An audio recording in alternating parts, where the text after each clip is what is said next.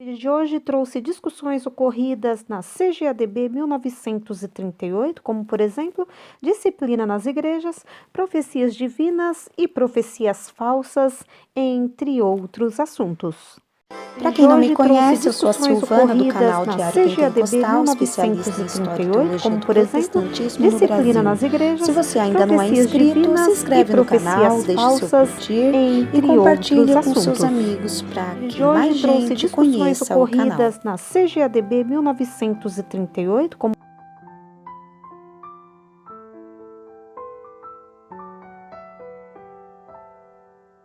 a 7ª CGADB ocorreu em Recife, no Pernambuco, entre os dias 5 e 11 de agosto de 1938. Samuel Nistron era o presidente, José Bezerra da Silva, seu vice, José Menezes, primeiro secretário, e Virgil Smith, o segundo secretário.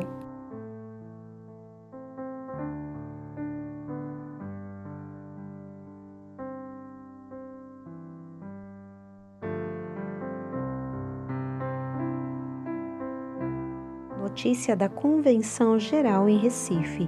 Entoando o hino 307, o presidente leu Colossenses 3, do 15 ao 17, falando acerca do valor da paz de Cristo que deve ocupar o primeiro lugar em nossos corações. Estamos a falar do assunto a Constituição da Igreja. Falou um irmão citando Atos 15, do 30 ao 32, do 20 ao 27, do 27 ao 31, e chamando a atenção dos presentes para os diferentes ministérios da Igreja, assunto este que despertou a atenção dos irmãos, dando margem a outras citações de textos bíblicos. Outro membro leu Hebreus 8:5, falando da planta da igreja, a qual nos foi dada pelo Senhor Jesus, que é a palavra de Deus, e como é necessário edificar a casa, seguindo a planta, para que o trabalho seja reconhecido por Deus. Ainda outro irmão leu Efésios 4, do 1 ao 12, sendo ladeado com os versos 15 a 17 de Filipenses 3. O assunto está bem encaminhado e a palavra mais viva no momento é apóstolo. O irmão mostrou que o apóstolo de Deus a Israel foi Jesus. Os de Jesus foram os 12 discípulos e que, na atual dispensação, o Espírito Santo chama apóstolos conforme quer. O irmão leu 3 João, verso 9, e mostrou que quando o apóstolo não for recebido, faça como Jesus ensinou, isto é, sacuda o pó dos sapatos e continue a viagem para um lugar onde seja recebido. O assunto ficou aberto e encerrada a 4ª reunião, por se haver esgotado o tempo. A reunião findou com a oração e agradecimento a Deus pela luz recebida sobre o importante assunto. Os obreiros das Assembleias de Deus, cujos nomes estão registrados na primeira ata desta convenção, se reuniram no Templo de Recife às 8h50 da manhã do dia 9 de agosto de 1938 e, após 30 minutos de oração, cantaram o hino de número 62 e leram o versículo 1/10 do capítulo 12 de 2 Coríntios. Por voto unânime foi resolvido estudar a igreja em sua fase externa. Em primeiro lugar, foi estudado o problema de disciplina nas igrejas. Neste assunto, falaram diversos irmãos e houve geral acordo nos seguintes pontos. 1. Deve haver correção e repreensão para todos os membros da Igreja que procederem desordenadamente, não havendo nisto diferença entre nacionalidades e ministérios. 1 Timóteo 5:19, Mateus 18:15, 2 Tessalonicenses 3, 6 e 14. Não se pode fazer regras invariáveis, mas, geralmente, o processo de correção deve ter origem com algum do ministério da Igreja e ser levado diante da Igreja quando, apesar de todos os esforços do ministério, o desordenado não se arrepender. Mateus 18, do 15 ao 17. É bíblico excluir membros culpados de certos pecados, mas esta correção não pode ser feita pelo pastor só, nem tampouco pelo ministério, mas sim pela igreja. 4. Visto que os pastores das Assembleias de Deus são consagrados pela cooperação de pastores de outras assembleias e não só por uma igreja local ou o ministério de uma igreja local, a disciplina dele deve também ser feita com a cooperação de pastores experimentados, convidados pela assembleia em que há dificuldades, como foi a prática desde o princípio deste trabalho. Estes devem agir em conjunto com a igreja local. Em seguida, houve diversos discursos sobre o valor de dons espirituais e os perigos que os acampam. Todos que falaram mostraram grande desejo de ver os dons manifestados em todas as assembleias e reconheceram o seu grande valor na direção e vida espiritual das igrejas e dos crentes em particular.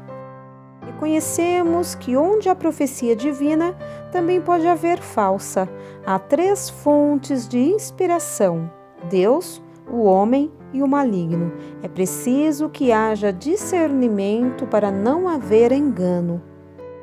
Porém, no cuidado contra a profecia falsa, há o perigo de desprezar profecias e extinguir o Espírito. Deve haver balanço para que o Espírito Santo tenha liberdade nas assembleias e o maligno seja impedido. É importante lembrar-se que a direção da igreja é pela palavra de Deus e pelos ministros que ele nela coloca. Terminar a hora dedicada a esta reunião, após uma oração de agradecimento, foi encerrada a 6ª sessão da convenção. Foi resolvido por unanimidade que doravante o nome das convenções será substituído pelo seguinte nome: Estudos Bíblicos para os Trabalhadores da Assembleia de Deus. Esses estudos bíblicos servirão para promover a unidade da palavra de Deus no espírito e no amor fraternal, e as reuniões de obreiros realizadas não intervirão na administração das Assembleias de Deus locais, senão com conselhos para o estabelecimento da unidade entre as Assembleias de Deus. Depois de ter sido aprovada esta resolução, o irmão dirigiu uma oração de agradecimento a Deus. O Castberg apresentou o seguinte assunto: a nossa literatura. Este assunto diz respeito ao mensageiro da paz e, como o irmão Castberg é redator do referido órgão, pediu à convenção que apresentasse uma pessoa para substituir, visto ele ter de se retirar para a Suécia em novembro próximo. Foi apresentado o irmão Samuel Nistron e a convenção aprovou a proposta. O irmão Paulo Leivas Macalão apresentou à convenção de melhorar a forma dos endereços no Mensageiro da Paz e foi deliberado que os endereços das Assembleias de Deus no Brasil sejam publicados no Mensageiro da Paz, contendo as primeiras iniciais de cada pastor e o sobrenome. Este parecer foi aprovado por todos. O irmão Castberg falou acerca do inário Harpa Cristã com as respectivas músicas, dizendo que, em virtude do mesmo demorar muito a sair, que seja publicado um suplemento de 100 hinos da harpa cristã, dos mais cantados, até que saia o referido inário. Este parecer agradou bem a todos, sendo aprovado. Em seguida, o presidente fez uma pequena exposição dizendo do êxito da convenção e da alegria que sentia entre os irmãos, velhos e novos trabalhadores. O pastor local fez sentir aos convencionais sua alegria, fazendo votos ao Altíssimo para o bem de todos. Esgotando-se a hora, foi encerrada a última reunião com oração de agradecimento, despedindo-se os irmãos alegremente. Permaneça o amor fraternal. Hebreus 13:1.